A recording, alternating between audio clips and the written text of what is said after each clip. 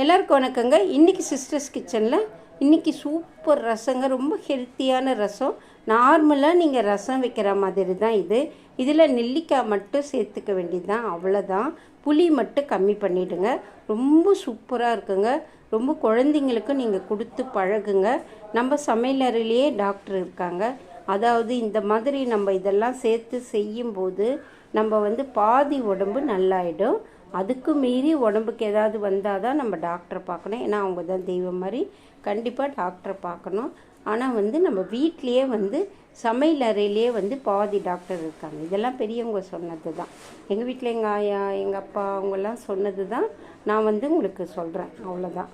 மற்றபடி சாதாரணமாக ரசம் வைக்கிற மாதிரி தான். 1.5 ஸ்பூன் மிளகு, 1.5 ஸ்பூன் சீரகம், ஒரு கட்டி பெருங்காயம், புளி கொஞ்சமாக சேர்த்துக்கோங்க.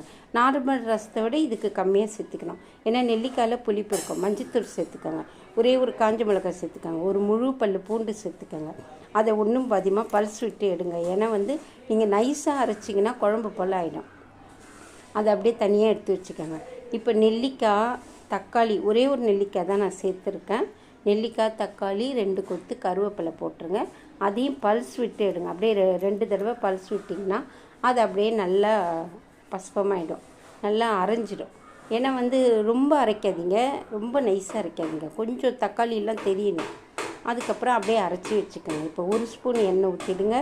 2 காஞ்ச மிளகாய் கிள்ளி போட்டுருங்க. கண்டிப்பாக காரம் தேவை, ஏன்னா நெல்லிக்காய் காரம் இழுத்துரும். அதுக்கப்புறம் கடுகு, உளுத்தம் பருப்பு நார்மலாக போட்டு இப்போ இந்த அரைச்சதை அதோடு சேர்த்துருங்க. தேவையான அளவு தண்ணி ஊற்றிக்கங்க.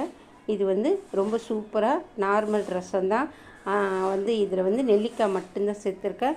அதிகமானுக்கு அவை கொடுத்தாங்கன்னு இதுக்கு ஒரு கதை சொல்லுவார், எங்கள் அப்பா சொல்லுவார். அதை தான் நான் உங்களுக்கு சொல்கிறேன். ரொம்ப அருமையான ரசம். இதுக்கு நிறைய கதை இருக்குது. ஒரு குட்டி நெல்லிக்காய், இது ஆப்பிள் சொல்லுவாங்க. இது நம்ம ஊர் ஆப்பிளுங்க. கண்டிப்பாக இதை சேர்த்துக்கோங்க. டைரெக்டாக சாப்பிட்டா நமக்கு மழையில் ஒத்துக்காது. அதனால் இந்த மாதிரி ரசமாக வச்சு கொடுங்க, நல்லா சாப்பிடுங்க. சூப்பராக இருக்குங்க. நெய் சேர்த்து பசஞ்சு கூட சாப்பிட்லாம், அவ்வளோ டேஸ்ட்டாக இருக்கும். ஒரு ஊறுகாய் இருந்தால் போதுங்க, அப்பளம் இருந்தால் போதும், சூப்பராக இருக்கும்.